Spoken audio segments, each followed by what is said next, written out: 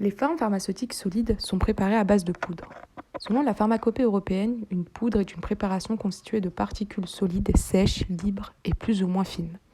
La pharmacopée européenne décrit aussi des méthodes permettant d'apprécier certaines de leurs caractéristiques, telles que sur la surface spécifique, l'hygroscopie, l'aptitude à l'écoulement, la mouillabilité et l'indice de compressibilité.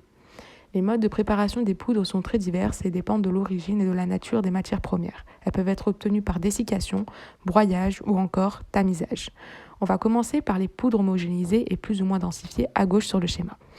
Dans les poudres à particules ou fibres enfermées dans une enveloppe, nous avons deux types de contenants. Le contenant rejeté, dans lequel on trouve le paquet, où la feuille sera pliée, ou le sachet, où la feuille sera soudée et pliée. C'est une forme unitaire. Les sachets sont constitués de matériaux divers, tels que l'aluminium par exemple, permettant d'incorporer des mélanges pulvérulents comme pâteux. Si le contenant est absorbé, on va trouver le cachet, qui est une forme galénique inventée par S. Limousin en 1875 et qui n'est plus utilisée aujourd'hui.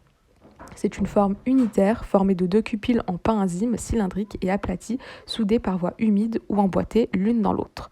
Le cachet peut contenir une ou plusieurs substances actives ou excipients sous forme de poudre pour une administration par voie orale. La pharmacopée européenne considère actuellement les cachets comme une catégorie de capsules, mais sont délaissés au profit des gélules. Les gélules sont des capsules dures, cylindriques, faites de deux parties à fond hémisphérique, ouvertes à une extrémité et s'emboîtant l'une dans l'autre. La fabrication s'effectue en deux étapes, enveloppe puis remplissage. Elles peuvent être gastro-résistantes ou à libération modifiée. Passons aux poudres agglomérées sous pression. Les informations à prendre en considération sont que les grains ne doivent pas adhérer au poinçon et à la matrice et que très peu de principe actif peut être comprimé directement après agglomération. On décide si on veut un enrobage ou pas. Les comprimés non enrobés sont des comprimés solides simplement constitués d'un mélange de poudre comprimée sans ajout de couche d'enrobage. Les comprimés nus dont le délitement a lieu dans l'estomac sont appelés comprimés conventionnels. Les comprimés enrobés sont des comprimés recouverts d'une ou plusieurs couches de mélange de substances diverses, telles que la résine naturelle ou synthétique, gomme ou gélatine. Si la couche recouvrant le comprimé est une couche fine, le comprimé est dit pelliculé. Le comprimé sera qualifié de dragifié lorsque la couche sera épaisse et à base de sucre. Les avantages du comprimé dragifié est qu'il peut masquer les propriétés organoleptiques désagréables. Ils peuvent aussi avoir un caractère esthétique, une diminution de la poussière et donc une amélioration de la productivité. L'enrobage permet aussi une amélioration des propriétés mécaniques des comprimés, leur permettant d'éviter une détérioration physique lors du conditionnement ou du transport, ainsi qu'une protection des principes actifs fragiles. On change de catégorie.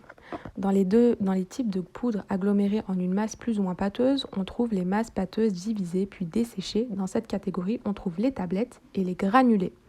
Les granulés sont des préparations généralement constituées d'un mélange de sucre et de principes actifs et d'adjuvants. Ils se présentent sous forme de grains légèrement allongés, de forme irrégulière mais de taille uniforme. On va trouver des granulés effervescents, enrobés, à libération modifiée ou gastro-résistants. Les granulés servent surtout comme produit intermédiaire dans la préparation des comprimés. Puis, dans les masses pâteuses divisées unitairement, on peut les diviser en deux catégories en fonction de la forme du médicament final.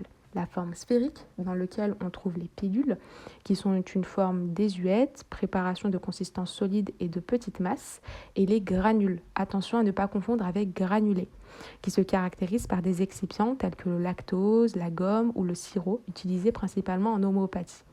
Et dans les médicaments de forme cubique, on va trouver les pâtes, qui sont semi-dures, destinées à être gardées en bouche. La libération du principe actif s'effectue par dissolution. Et les excipients utilisés sont principalement du saccharose, sorbitol, mannitol, en proportion suffisante pour maintenir suffisamment longtemps une souplesse à la forme.